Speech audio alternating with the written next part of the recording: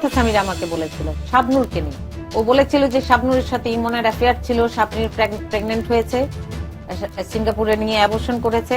এগুলি সবই সামিরার মুখ থেকে শোনা। শাবনূর প্রেগনেন্ট হয়েছিল রুবির দাবি করা এই ধরনের তথ্যকে বানোয়াট বলে অভিহিত করেছেন 90 দশকের জনপ্রিয় অভিনেত্রী শাবনূর। তিনি বলেন, রুবি যদি এ ধরনের বানোয়াট মিথ্যা কথা বলে থাকে এটা খুবই দুঃখজনক। তিনি কেন বানিয়ে বানিয়ে এ ধরনের মিথ্যা কথা বলছেন তা আমার বোধগম্য নয়। আমি নিজেই বুঝতে পারছি না কেন তিনি আমাকে জড়িয়ে এ ধরনের কথাগুলো বলেছেন।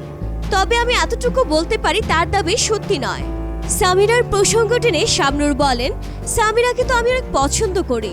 আমি যখন সালমান শাহর সঙ্গে শুটিং করতাম সামিরা তখন সবসময় ছবির শুটিং ইউনিটে থাকতো, আর ওকে ছাড়া সালমান কখনো শুটিং ইউনিটে আসেনি।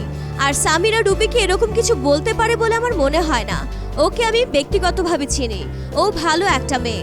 সে যদি এরকম বাজে বাজে কথা বলে জনগণের কাছে আমাকে হেয় প্রতিপন্ন করতেই থাকে, আমি মানহানির মামলা করব। মান সম্মান রক্ষার জন্য মামলা করা ছাড়া আর কোনো উপায় থাকবে না। তিনি মিথ্যা কথা একজনের উপর চাপিয়ে দিচ্ছেন, বিষয়টা তো ঠিক নয়। এদিকে সালমান সামিরা দাম্পত্য কলহের জন্য দায়ী শাবনূর। গণমাধ্যমে এমন খবরও গত কয়েকদিন আগে প্রকাশ হয়েছে। এদিকে সালমান শাহর পরিবারের সন্দেহের তালিকায় রয়েছেন সালমান শাহর স্ত্রী সামিরা ও স্বামী মোস্তাক ওয়াইস। তিনি সালমান শাহর বাল্যবন্ধু। সালমানের মৃত্যুর 3 বছর পর মোস্তাক ওয়াইস বিয়ে করেন সামিরাকে। মোস্তাক গণমাধ্যমকে বলেছেন, সালমান সামিরার মধ্যে শাবনূর তৃতীয় ব্যক্তি। তিনিও একটি রোল প্লে করেছেন। বিভিন্ন সময় তাকে নিয়ে ঝগড়া করতেন সালমান সামিরা। এই প্রসঙ্গে শাবনূরের মন্তব্য জানতে চাইলে তিনি বলেন, সালমান শাহর বয়সের তুলনায় আমি তো ছোট ছিলাম। সে আমাকে পিচ্ছি বলে ডাকতো। যেমন শুটিং এর সময় এই পিচ্ছি এদিকে আয় মানে তুই বলে সম্বোধন করত। আবার বলতো, পিচ্ছি কাজটা ঠিকভাবে করিস। সালমান বলতো, দেখো আমার কোনো বোন নেই, তুই আমার বোন।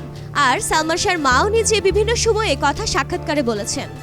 ডিয়ার ভিউয়ার্স, এমন আরো ভিডিও পেতে সাবস্ক্রাইব করে বেল আইকনে ক্লিক করে রাখুন।